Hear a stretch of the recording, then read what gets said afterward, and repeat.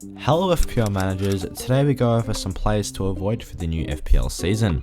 In today's video we go over 5 players that we think could be worthwhile leaving out of the squads for the first 5 roundings of the new year due to poor underlying stats or bad upcoming fixtures.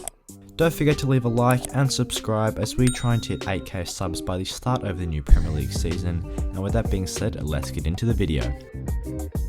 So taking a look at the first player to avoid, it is James Ward-Prowse. We do predict him to come in at £6.5 million for the new FPL season. He did end last year with a fairly low ownership of just 5.3%, which was mainly due to his inconsistent returns. Across the 21/22 Premier League season, he was able to get himself 159 total FPL points, which was a fairly decent output. This came about as he got himself 10 goals and 5 assists, which are both fairly impressive tallies. But as we know with Ward-Prowse, most of his goals and assists do come from set pieces, which can be quite an inconsistent return for points.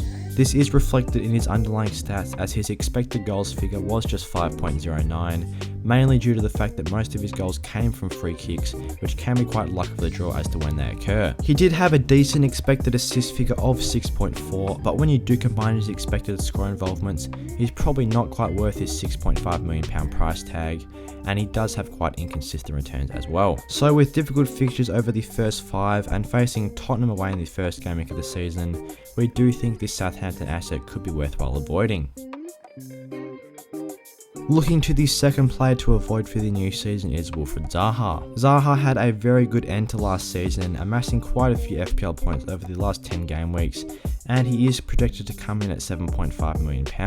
As a result, his ownership was fairly high at the end of last year, climbing to 8.5% due to his good form. Last season he got himself 150 total FPL points, amassing 14 goals and 2 assists. He did significantly outperform his XG figure of 10.18, but with Crystal Palace's very difficult fixture to start the new year, highlighted with Arsenal, Liverpool and Villa as their first 3 opponents, the Crystal Palace assets could potentially be some to avoid over the first 5.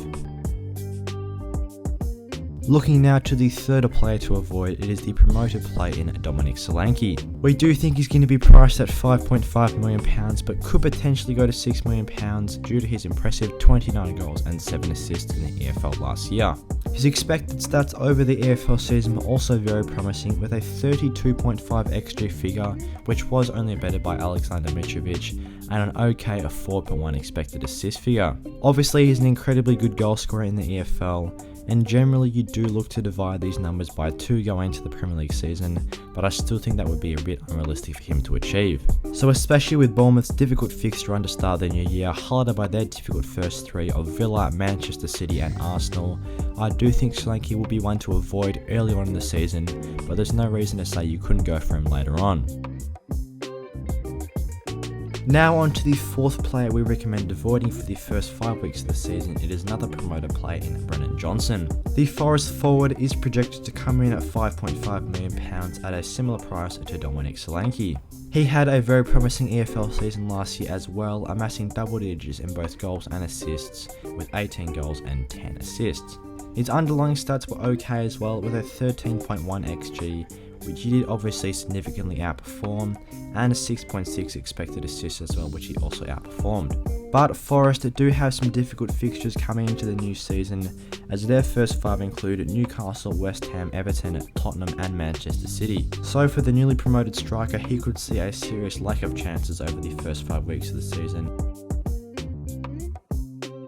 And the last player on the list is an interesting one in Conor Gallagher. Conor Gallagher did end his loan spell with Crystal Palace at the end of last season and is now currently back at Chelsea. We'll have to see whether he stays at Chelsea or does get put out on loan once again, as it will determine whether he's going to be a good FPL asset. At the moment he is at Chelsea though, so let's assume that he does stay at Chelsea for the new Premier League season.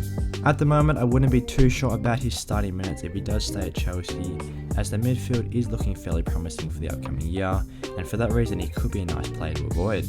As a result, we do predict his price to be at £6 million.